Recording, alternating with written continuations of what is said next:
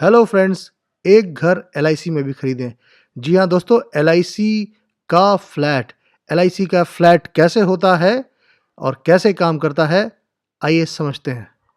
दोस्तों, आप में से कई लोग होंगे जो घर खरीदना चाहते होंगे या घर में इन्वेस्ट करना एक बहुत बेहतरीन ऑप्शन समझते होंगे, जो कि वाकई में है।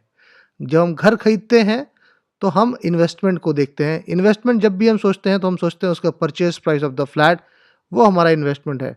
कोई फ्लैट है या कोई प्रॉपर्टी है जो 1 करोड़ की है, 50 लाख की है, 20 लाख की है, कुछ भी अमाउंट हो सकता है। लेकिन जो हम नहीं समझते, जिसको हम कंसिडर बहुत बार नहीं करते, उसमें एडिशनल कॉस्ट होते हैं। जिसमें एडिशनल कॉस्ट होते हैं, सबसे पहला होता है स्टैम्प ड्यूटी, जो state to state across India differ करता है। वो शहरों में भी डिफर करता है, मेट्रोपॉलिटन में उसके रेट्स अलग होते हैं। इसके अलावा होता है इंटीरियर्स का कॉस्ट। जब एक बार बिल्डिंग हाथ में आती है तो उस पे इंटीरियर्स करना पड़ता है, इंटीरियर्स पे कुछ खर्चा होता है। इसके अलावा हर साल म्युनिसिपल हाउस टैक्स देना पड़ता है। और क्योंकि अभी जो नया डेवलपमेंट हो रहा है वो इस तरीके से हो रहा है कि उसमें मंथली मेंटेनेंस कॉस्ट लगभग आता है। और आप जब भी एक बिल्डिंग या इन्वेस्टमेंट करते हैं प्रॉपर्टी में तो उसमें रिपेयर्स और अपकीप एक बहुत बड़ा खर्चा होता है, जो कंटिन्यूसली, क्योंकि अगर आप वो नहीं करेंगे तो बिल्डिंग को खतरा होता है टूटने का या ख़राब होने का। इसका एक लाइव एग्ज़ाम्पल देख लेते हैं। एक इन्वेस्टमेंट हम देखते हैं जहाँ पे हमने एक 2 बीएचके लगभग फ्लैट लेते हैं बॉम्बे के हिसाब से। कोई भी शहर हो सकता है, लेकिन बॉम्बे लिया है तो उसके सारे रेट्स बॉम्बे के हिसाब से हम देखने के लिए हमने एज़ एन एग्ज़ाम्पल लिया है। ये किसी भी शहर में हो सकता है, छोटे या बड़े। एक 1.5 करोड़ का फ्लैट अगर हमने लिया है 2 बीएचके बॉम्बे में, तो फ्लैट की कीमत 1.5 करोड़ रुपया है, लेकिन जो एक्चुअल खर्चा है वो उससे कहीं ज़्यादा है, क्योंकि उसमें एडिशनल कॉस्ट जुड़े हुए हैं। एडिशनल कॉस्ट क्या है? बॉम्बे में अगर बोलें तो स्टैम्प ड्यूटी 6% के हिसाब से है, तो वो 9 लाख रुपए सीधे-सीधे स्टैम्प ड्यूटी में जाता है। इसके अलावा रजिस्ट्रेशन में 1% ऑफ द कॉस्ट या 30,000 रुपीज़ व्हिचएवर इज़ हायर, वो देना पड़ता है, यानी 30,000 रुपया रजिस्ट्रेशन में जाएगा। इसके अलावा इंटीरियर्स का कॉस्ट मान लेते हैं 2 लाख रुपया। और इसी तरह ईयरली म्युनिसिपल हाउस टैक्स जो आता है वो लगभग आएगा 18,000 रुपया 6% के हिसाब, ईयरली रेंट के हिसाब से। और मंथली मेंटेनेंस कॉस्ट मिनिमम अगर रहेगा तो भी 5,000 के से नीचे नहीं रहेगा। यानी अगर फ्लैट तो लिया, लेकिन ये सारे खर्चे उसके ऊपर रहेंगे। इसके अबव रिपेयर्स एंड अपकीप भी रहेगा, जो अगर साल का हम मिनिमम 20,000 रुपये मान सकते हैं इसको। ये सारा कुछ होने के बाद जो हमारा इनकम है, जो एकमात्र कैश फ्लो जो ये जनरेट करता है, वो करता है ये रेंट इनकम के थ्रू, जो कि बॉम्बे के हिसाब से 24,000 रुपया है। ये खर्चा 1.5 करोड़ रुपया प्लस 9 लाख रुपया प्लस 30,000 प्लस 2 लाख, ये वन टाइम इन्वेस्टमेंट है। इसके अलावा 18,000 रुपया municipal house tax, monthly maintenance cost और रिपेयर्स एंड अपकीप, ये कंटिन्यूटी वाले हैं, यानी ये हर साल या हर महीने जैसा भी इसका ड्यूरेशन है लगातार रहता है। इसके अलावा ये जो हाउस का ट्रांज़ैक्शन होता है, प्रॉपर्टी का ट्रांज़ैक्शन होता है, ये थोड़ा-सा रिस्की ट्रांज़ैक्शन भी होता है, जिसमें लीगल डिस्प्यूट्स ख़ासकर आते हैं। लीगल डिस्प्यूट्स यानी बिल्डर पोज़ीशन नहीं देता है, कई बार एनओसीज़ नहीं होता है, कई बार लैंड जो होता है वो मतलब उसमें इश्यूज़ होते हैं, वो क्लीयरेंसेस नहीं होते हैं। फिर इसके अलावा इल्लीगल ऑक्यूपेशन होता है। जो हमारा टेनेंट है वो घर खाली नहीं करता है या वो छोड़ना नहीं चाहता, या अगर हमारा कोई टेनेमेंट है उस पे कोई लोग कब्ज़ा कर लेते हैं, वो सारे इश्यूज़ इसमें हो सकते हैं। माफ़िया और बिल्डर लॉबी काम करती है। माफ़िया जो है या बिल्डर लॉबी जो है घर नहीं देती, या घर के बाद जैसे ही आपको पोज़ीशन देती है तो बिल्डिंग का जो मेंटेनेंस है वो कायदे से नहीं होता, या बहुत सारी उसमें चीज़ें हैं जो काम करती है। इसके अलावा प्रेशर फ्रॉम रिलेटिव्स है, जहाँ पे हमारा रेंट का खुद का मकान होता है, हम उसमें रहते हैं वहाँ ठीक है, पर जहाँ पे घर खाली होता है, रिलेटिव्स चाहते हैं कि मकान हमको मिल जाए रहने को, और हमको या तो किराया ना देना पड़े या तो मिनिमम किराया देना पड़े। इसी तरह जब बेचने की बारी आती है तो वो लीस्ट कॉस्ट में या लीस्ट प्राइस में खरीदना चाहते हैं, उसका एक प्रेशर रहता है, इमोशनल वैल्यू रहती है। इसके अलावा लॉस ऑफ इनकम होता है अगर टेनेंट नहीं है। अगर आपने इन्वेस्टमेंट पर्पज़ से घर रखा है और किसी टाइम के या किसी दरमियान में आपका टेनेंट नहीं है, तो जो लॉस ऑफ इनकम है वो भी आपकी है, क्योंकि बाकी सारे खर्चे जैसे मेंटेनेंस, हाउस प्रॉपर्टी टैक्स और ये सारी चीज़ें तो आपको देनी पड़ेंगी। उसका आपको रिपेयर्स तो करना पड़ेगा, लेकिन अगर इनकम नहीं आ रही है तो आपका लॉस है। इसके अलावा हाउस जो है, कभी अगर ईश्वर ना करे किसी का कोई कोर्ट में ऑर्डर है या किसी तरह का बिज़नेस का इश्यू है, तो वो सीज़ किया सकता है। इसमें जो है, हम क्या बोलते हैं कि आप घर में इन्वेस्ट करिए। ये एक बढ़िया ऑप्शन है, उसको रिप्लेस करना नहीं है। लेकिन अगर आप घर में या प्रॉपर्टी में इन्वेस्ट करना पसंद करते हैं तो एक इन्वेस्टमेंट आप जीवन शांति में भी करिए। अब यहाँ पे हमने 1.5 करोड़ इसलिए लिखा है, इन्वेस्ट इन जीवन शांति 1.5 करोड़। उसका रीज़न ये है कि हम इसको फ्लैट से तुलना कर रहे हैं। आप अगर फ्लैट्स खरीदते हो या प्रॉपर्टी में इन्वेस्ट करते हो या इन्वेस्ट करने का सोच रहे हो तो जीवन शांति में भी इन्वेस्ट करने का सोचिए। उसका एक नज़रिया आपको देने की कोशिश कर रहे हैं, उसको ये समझते हैं। अगर हम एक जीवन शांति, ये 60 इयर्स पे सारी कैलकुलेशन है, यानी किसी इंसान का जिसकी उम्र 60 साल है, अगर उसको हम जीवन शांति 1.5 करोड़ का देते हैं with deferment period of 1 year, तो कैसे ये काम करता है। तो एक तो उसमें 1.5 करोड़ जो है उस पर कोई एडिशनल कॉस्ट नहीं है। हाँ, जो भी एप्लीकेबल जीएसटी होगा वो पे करना पड़ेगा।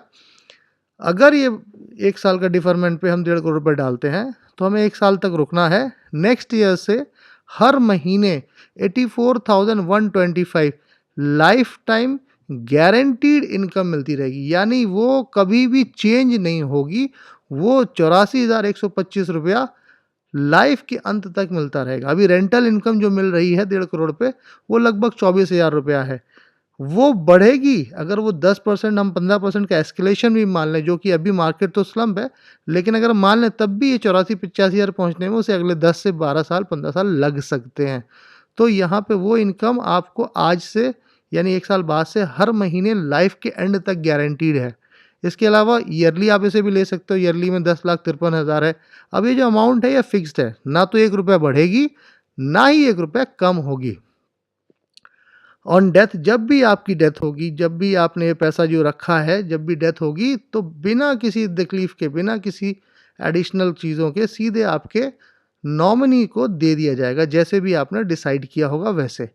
इसके अलावा ये जो पैसा है ये every first working date of the month without fail lifetime मिलता रहेगा, क्योंकि ये जो पैसा ये एन्युटी है, ये पेंशन के हिसाब से है।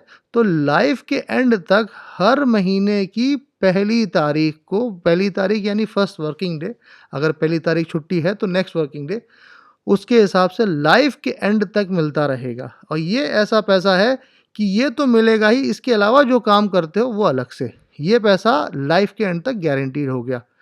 अगर कभी ज़रूरत पड़ी आपको तो इसी पैसे पे लोन भी अवेलेबल है, आपका पैसा पूरा का पूरा फंस नहीं जाता। जैसे अगर आपने घर रखा तो आप घर गिरवी रखने नहीं जा सकते कि घर गिरवी रखना है, बहुत बड़ा फैसला होता है। लेकिन ये पैसा क्योंकि आपका है और आपको थोड़े से लोन की ज़रूरत है, तो आपको किसी और तरफ देखने की ज़रूरत नहीं है। इसी पैसे में से आप लोन भी अवेलेबल कर सकते हो, जो कि बहुत ईजिली अवेलेबल है और नॉर्मली नेक्स्ट डे मिल जाता है। हम यहाँ ये क्या समझाने की कोशिश कर रहे हैं कि यहाँ पे एक लाइफ टाइम मंथली इनकम आपका जनरेट होगा अगर आप इसमें इन्वेस्ट करते हो।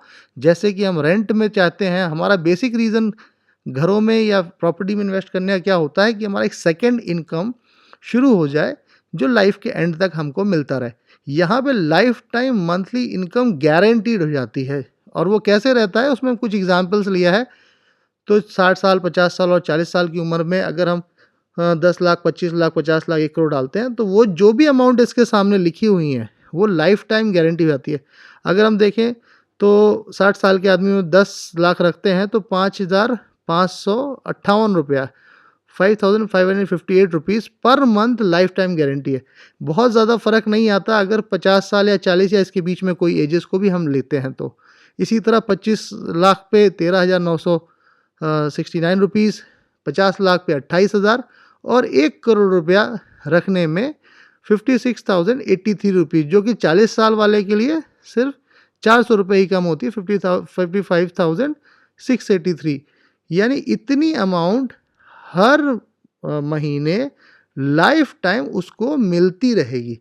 ये बहुत बड़ी चीज़ है। अगर आप देखिए, यानी अगर किसी ने 2 करोड़ रुपये इन्वेस्ट कर दिया और उसको 1,10,000 रुपया हर महीने की पहली तारीख को बिना कुछ किए मिलता रहेगा, वो उसके लिए फाइनेंशियल फ्रीडम है।